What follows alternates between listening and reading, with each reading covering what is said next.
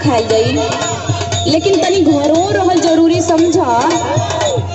हाथ रही घरे हम मंगवा लिया तो कुल व्यवस्था। सुना सुनावा। जहिया से चढ़ल बाटे चैत के महीना,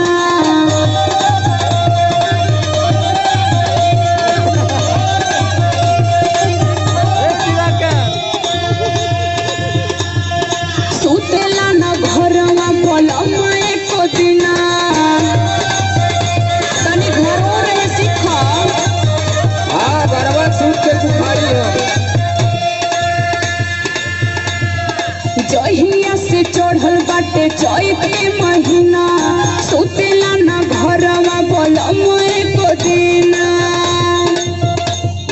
दाबी दाबी तकिया बिगोर जलन चार।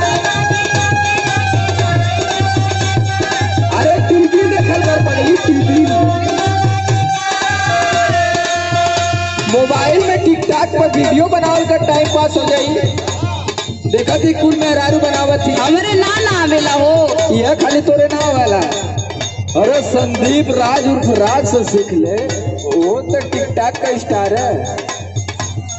दाबी दाबी तकिया बिगोर जलन चार।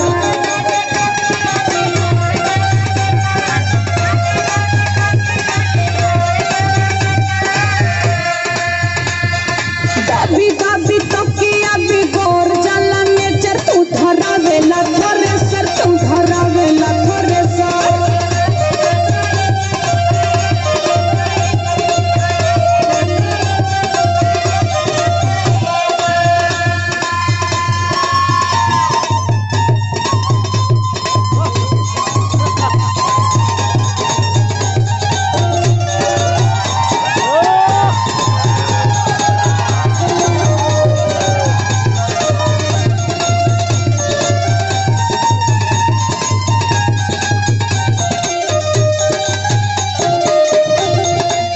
अरे तो हम अगर घरवा बैठे तो कैसे कुल व्यवस्था चली।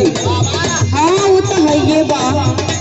तू खुद समझदार है, तू के ये सब प्रेशर फ्रेशर ना लेवे चाहिए। का करी हो तो आज चिंता न होखे लगेला। हाँ बड़ी चिंता वाली तू भले। घरवा में सूत के कटब जब चली।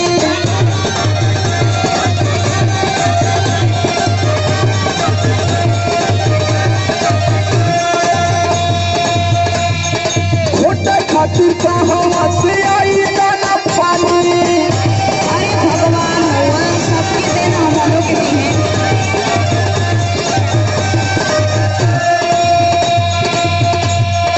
घरवा में सूत के कटब जब चानी। छोटे खातिर कहाँ से आई दाना पानी। समर